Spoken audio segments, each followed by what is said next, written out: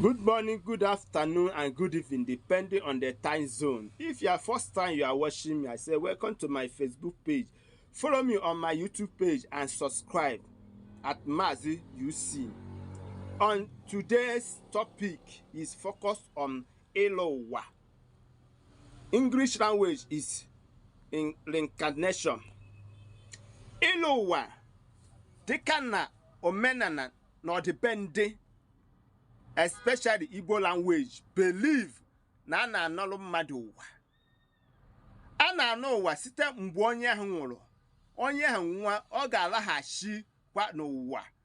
Either na ọ laghachikwa n'ezinụlọ ohu, ma ọ gara n'ezinụlọ onye ọzọ, ma ọ bụ n'obodo ọzọ gala ụwa.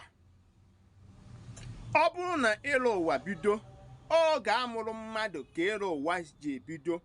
Mgbe a mụrụ onye ahụ, ọtụtụ ife dị iche iche na ife mgbanwe dị iche iche ga na-eme na ndụ nwa ahụ.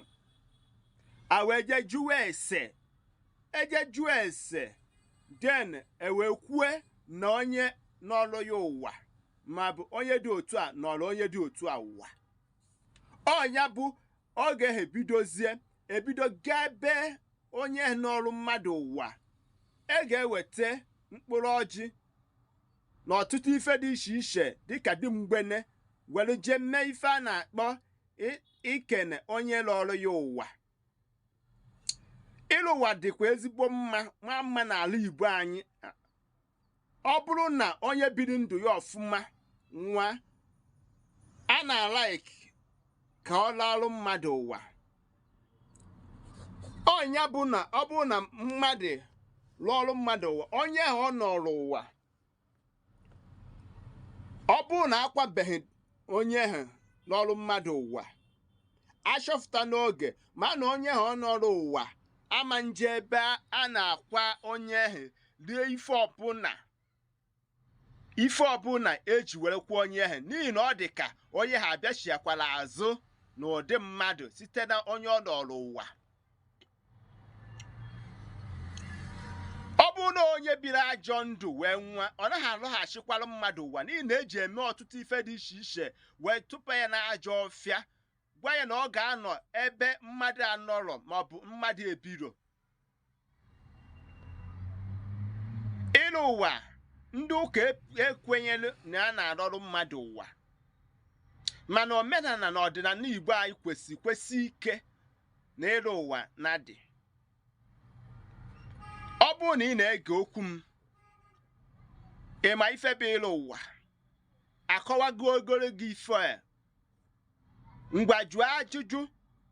Ọ bụrụ na ọ bụ eziokwu, ngwa deelu nye n'akara edemede ma tụsakwara m ozi a ka o nwee ike irute ụfọdụ ndị mmadụ ntị. Ịlụ ụwa mara ezigbo mma n'ọdịnala Igbo, n'ihi na ọ bụrụ na ịlụ ọrụ mmadụ ụwa, ọ bụrụ na onye biri ndụ ọfụma, ụdị ife ahụ onye na-eme, mgbado ije ya niile na asụmasụ ya niile ka onye ha ọ lọrọ ụwa ga-esikwa na-eme.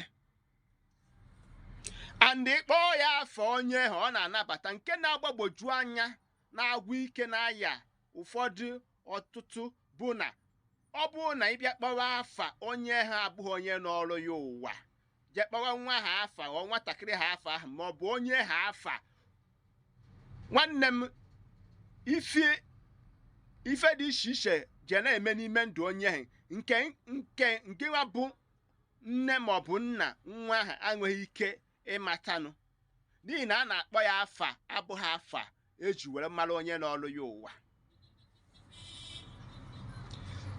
Ị ghọtara okwu a? Ka onye n'ọrụ gị ụwa, ịmụ onye n'ọrụ gị ụwa. Ọ bụrụ na ịmụ onye n'ọrụ gị ụwa, ngwa deelu nye n'akara edemede ma tụsakwara m ozi a. Ọ bụ site n'ịtụtụ ozi a ka ị ga-eji wee na-akwalite ọnọdụ m nwa, ka m nwee ike ị na-ewetara unu ọtụtụ ife dị iche iche nke ịmarọ, nke nzuzo, nke nne maọbụ ụfọdụ nna enweghị ike ịkọwara ụmụfa. Ndị be anyị, asị na aga m akwụsị ebe a. Asị na egbe bere ugo bele, nke si ibe ya ebene nkukwa ya. Asị na nkụ onye ji eko bụ ezi nkụ na-agazieri ya. ka Amaka meelu nwoke, meelu nwaanyị, nweelu Okeke, meelu Okafọ, nweelu Nkwankwọ, oge niile nke ndụ, n'afa Chukwu okike nke abịa ama bụ m ife niile. Ise ise ise. Tụsara m ozi a.